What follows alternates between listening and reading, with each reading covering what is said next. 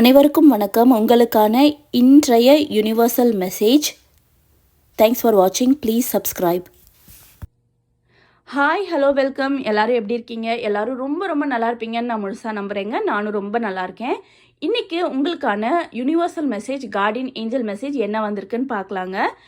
இன்றைக்கி நான் 3 கார்ட்ஸ் எடுக்க போகிறேங்க. ப்ளஸ் ஒரு போனஸ் கார்ட்ஸ் இருக்குது. இந்த 3 கார்டில் ஃபர்ஸ்ட் கார்டு உங்களோட இப்போதைய மனநிலையை பொறுத்ததுங்க. செகண்ட் கார்டு உங்களுக்கான ஆசைகளை பொறுத்தது.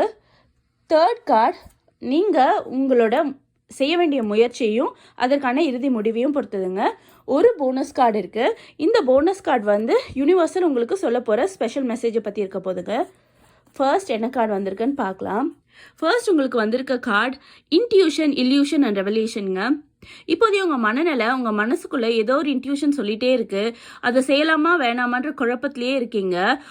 நிறைய இல்யூஷன் உங்களுக்கு தோணுது. இருக்குமா இருக்காதா, இந்த விஷயத்தை செய்யலாமா செய்ய வேணாமான்னு ஒரு மைண்ட் வந்து ஒரு குழம்பிய நிலையில் இருக்குங்க. ஒரு கன்ஃபியூஷன் ஸ்டேஜில் தான் இருக்கீங்க. அதுலேருந்து நீங்கள் வெளியே வர்றதுக்கு நீங்கள் உங்களோட இன்ட்யூஷனை தான் ஃபாலோ பண்ணணும்.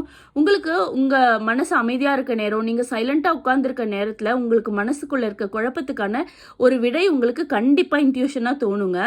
அதை நீங்கள் வந்து முயற்சி செஞ்சு பாருங்கள். ஒரு 10 நிமிஷம் ஒரு இடத்துல உட்காந்து அமைதியாக, எந்த சத்தமும் இல்லாமல், எந்த டிஸ்ட்ராக்ஷனும் இல்லாமல், உங்கள் ஃபோன் எதுவுமே இல்லாமல் ஒரு 10 நிமிஷம் உட்காந்து பாருங்கள். அந்த உட்காரதுல உங்களுக்கு மனசுக்குள்ளே எந்த ப்ராப்ளம் ஓடிட்டுருக்கோ, எந்த குழப்பத்துக்கு நீங்கள் விடை தேடிட்டுருக்கீங்களோ அதை யோசிச்சுட்டு உட்காரும் போது ஒரு இன்ட்யூஷன் கண்டிப்பாக உங்களுக்கு தோணுங்க. அது மூலயமா உங்கள் குழப்பங்கள் தீர வாய்ப்பு இருக்குது. அதாங்க இந்த கார்டு உங்களுக்கு ஃபர்ஸ்ட் சொல்ல வருது. செகண்ட் கார்டு உங்களுக்கு வந்திருக்கிறது பேலன்ஸ் வந்திருக்குங்க. Compromise, self control and moderation. நீங்கள் சில விஷயங்களை ஓவர் யூஸ் பண்ணுறீங்க.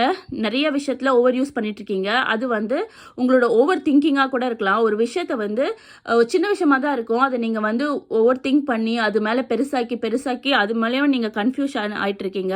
உங்களுக்கு செல்ஃப் கண்ட்ரோல் ரொம்ப முக்கியங்க. சில விஷயங்களை இதோடு நிறுத்திக்கலாம், இதுக்கு மேலே இதை பற்றி யோசிக்க வேணாம், நீங்களே செல்ஃப் கண்ட்ரோல் பண்ணணும். நிறைய விஷயத்தில் நீங்கள் பேலன்ஸாக இருக்க வேண்டியது இருக்குது. இன்னும் அதுலேருந்து பேலன்ஸாக இல்லை. ஒரு விஷயத்தில் நீங்கள் ரொம்ப அடிக்டிவாக இருக்கீங்க.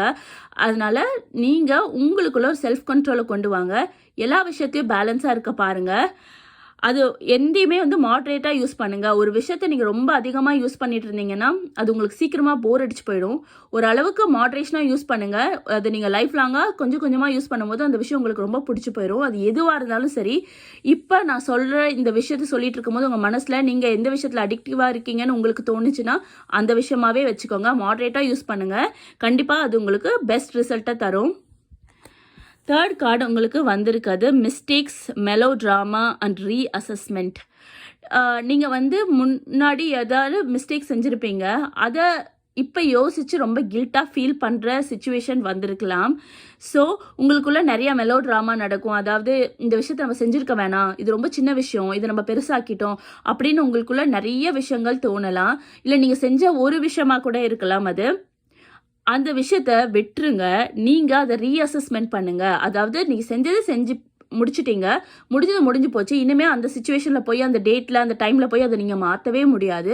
ஸோ ரீஅசஸ்மெண்ட் பண்ணுங்கள். அது முடிஞ்சிருச்சு. இனிமேல் அந்த விஷயத்த நம்ம மாற்றுறதுக்கு என்ன பண்ணலாம், நம்ம செஞ்சிட்டோம், இல்லை சொல்கிற வார்த்தைகளை சொல்லிட்டோம், அதை வந்து நீங்கள் கில்ட்டாக ஃபீல் பண்ணி இனிமேல் பிரயோஜனமே இல்லை. அதை ரீஅசஸ் பண்ணுறதுக்கான முயற்சியை மட்டும் எடுங்க. சீக்கிரமாக அது விஷயம் உங்களுக்கு உங்கள் மனசில் இருந்து அந்த கில்ட் மாறிடும். உங்கள் மிஸ்டேக் சரியாகுமான்னு எனக்கு தெரியாது, பட் உங்கள் மிஸ்டேக்ஸ் காலப்போக்கில் மறையலாம். உங்களுக்கான ஸ்பெஷல் கார்டு ஆக்சுவலாக யூனிவர்ஸ் உங்கள்கிட்ட சொல்கிறது வந்து நீங்கள் வந்து ஒரு 2 விஷயத்தை யோசிச்சுட்டு கன்ஃபியூஷனாக இருக்கீங்க. எந்த பாதையில் போகிறதுன்னு உங்களுக்கு தோணாமல் இருக்குது. அதாவது 2 பாதையில் வச்சு நிறைய கன்ஃபியூஷன்ஸ் இருக்குது. இந்த 3 கார்டுமே அப்படி தான் சொல்லுது. உங்களுக்குள்ளே நிறைய கன்ஃபியூஷன்ஸ் இருக்குது. மிஸ்டேக்கை பற்றி கில்ட்டாக இருக்கீங்க. ரீஅசஸ்மெண்ட் பண்ணணும். இது தாங்க சொல்ல வருது. ஸோ இப்போதைய மனநிலை உங்களுக்கு 2 விஷயத்தில் கன்ஃபியூஷனாக தாங்க இருக்குது. நான் ஃபஸ்ட்டு கார்டுக்கு சொன்ன மாதிரியே நீங்கள் உங்களுக்கு ஆள் மனசில் என்ன தோணுதோ, என்ன இன்ட்யூஷன் தோணுதோ அதைப்படியே செய்யுங்க. நீங்கள் மற்றவங்களோட அட்வைஸை கேட்காதும் உங்களோட இஷ்டம். அதுலேருந்து நல்லதை மட்டும் எடுத்துக்கங்க. வேண்டாததை அந்த இடத்துலையே விட்டுட்டு வந்துடுங்க. நீங்கள் உங்களோட ஆள் மனசில் உங்களுக்கு எது சரின்னு படுதோ அந்த பாதையை தேர்ந்தெடுங்க. அந்த விஷயத்தில் மட்டும் கான்சன்ட்ரேட் பண்ணுங்கள். நீங்கள் வந்து ஒரு விஷயத்தை எடுக்கும் போது 2 தடவைக்கு 3 தடவை யோசித்து எடுக்காமல் இன்டெசிஷனாக எடுத்துட்டிங்கன்னா அதை எந்த காலத்துக்கு கொண்டு உங்களோட அவாய்ட் பண்ண முடியாது. அதனால் ஒரு முடிவை எடுக்கும் போதே ஒரு தடவைக்கு பல தடவை பல கோணத்தில் இருந்து யோசித்து எடுங்க. அதுதான் இந்த கார்டு உங்களுக்கு சொல்ல வருது. இந்த 4 கார்ட்ஸும் ஏதாவது ஒரு விதத்தில் உங்கள் கூட இன்றைக்கி கனெக்ட் ஆகும்னு நான் நம்புகிறேன். அப்படி கனெக்ட் ஆனால் ப்ளீஸ் ஒரு விஷயத்த யோசித்து முடிவெடுங்க. அதுதான் இந்த கார்ட்ஸ் எல்லாம் சொல்ல வருது. தேங்க்ஸ் ஃபார் வாட்சிங். Thanks for supporting. Have a good day.